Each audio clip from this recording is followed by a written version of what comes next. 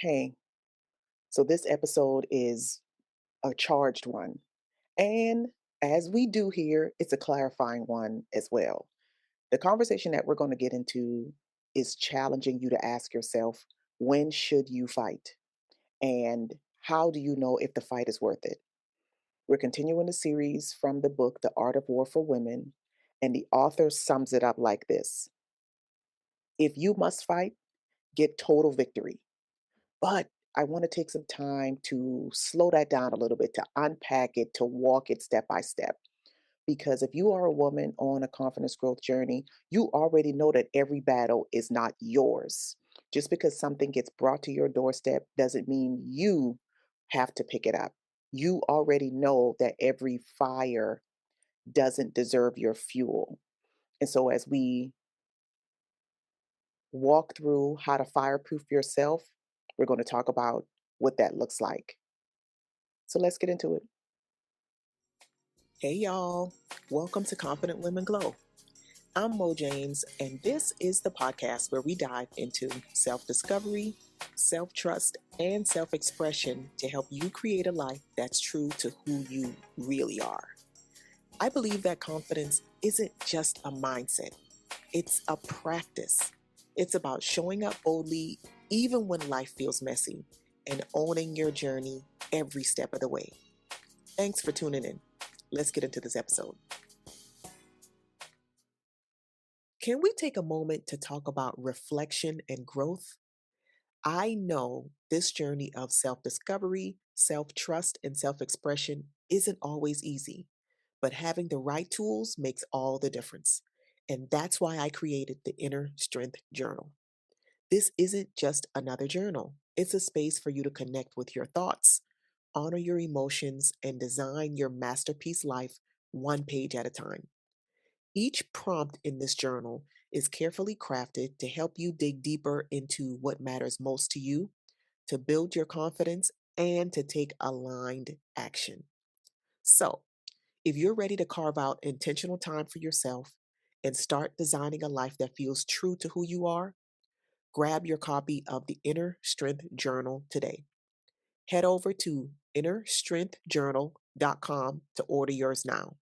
Your journey deserves this space.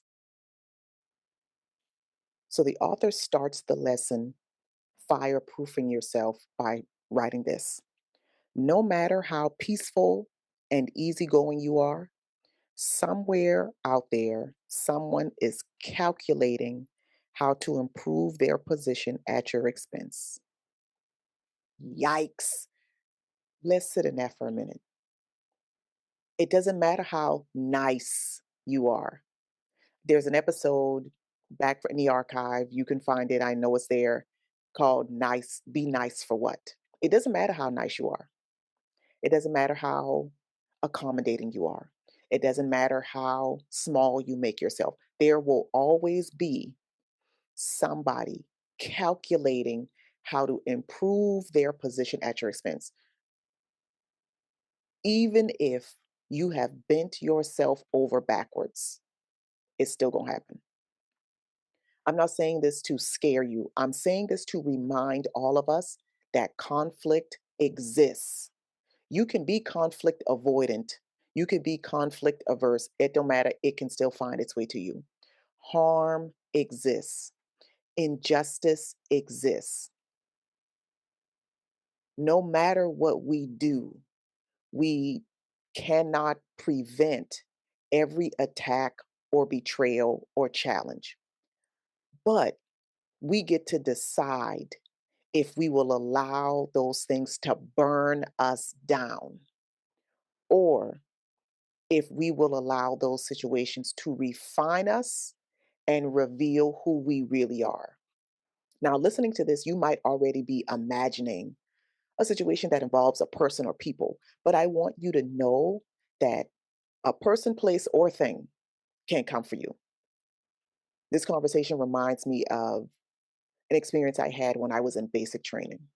I had gone through the 8 weeks of the breaking down to build up. At least that's what they tell us is happening.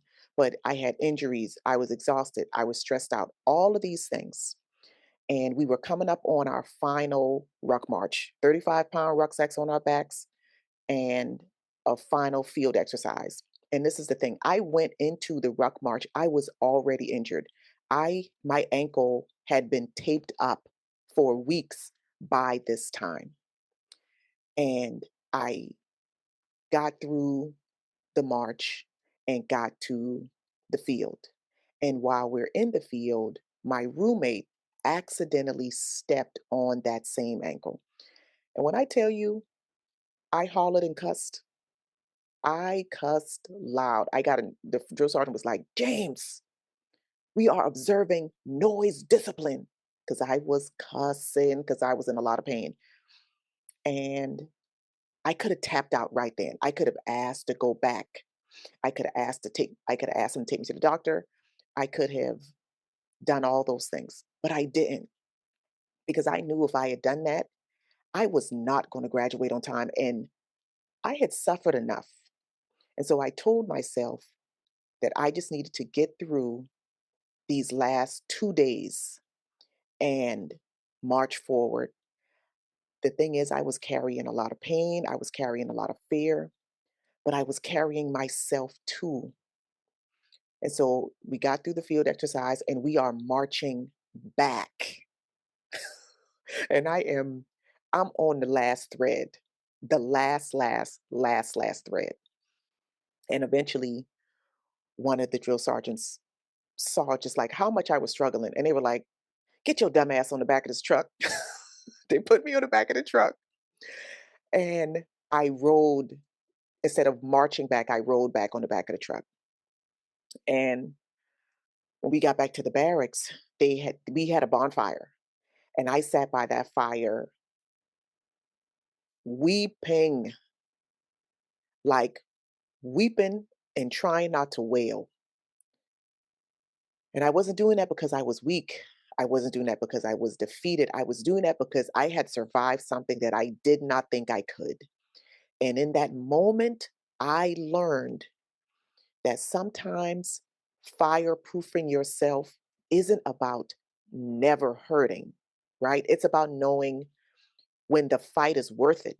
It's about knowing when to push, and it's about knowing when to allow yourself to receive support. So in the book, the author shares 3 strategies for fireproofing yourself. And the first strategy is to set the fire and let it burn. This is not about petty, impulsive revenge. It is about getting your lick back in a way that helps you reclaim your power, heal, and close the loop on that thing.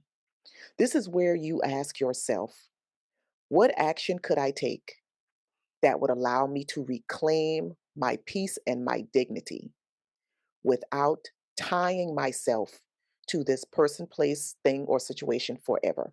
How can I get my lick back and move on? That's what it's about.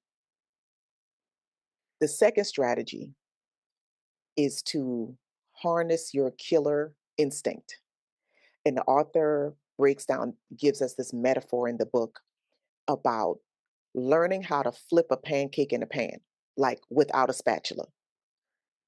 And it talks about training your mind and your body to go through the process of lifting that pan, causing that pancake to flip, and catching it.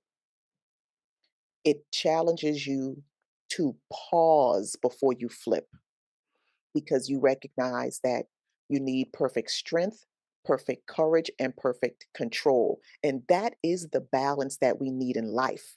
It's not too timid, it's not too aggressive, it is aligned. And this is where you ask yourself, where do I need to pause and gather before I act? What type of energy will serve me and support me best in this situation? And then the third strategy in the book is to identify the gain first before you take action, Before you go into the thing, the potential gain should be the motive behind all force. So, this is where you have to calculate if the battle is worth fighting. This is where you have to determine if the attack requires a counterattack. In the book, there's a Chinese proverb that says, real gold does not fear the test of fire. Because if you are solid, if you are clear, and if you are grounded, you get to decide whether someone else's attempt to harm you actually touches you. This is where your inner strength, your sense of self, your core confidence becomes your ultimate protection. And this is again where you ask yourself, am I fighting because I need to or because my ego wants me to? What would it mean if I let this fire pass without allowing it to consume me? This is where sometimes you don't react or respond. You just leave that fire burning until it fizzles out without your interaction, without you coming in contact with it.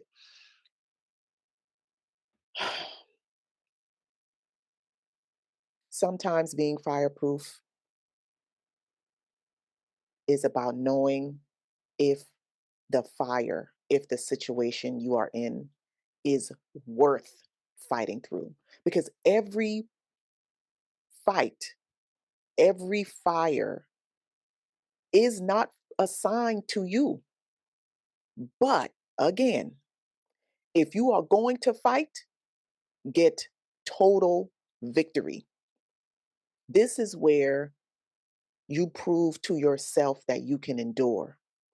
This is where you allow help to help you when it's needed.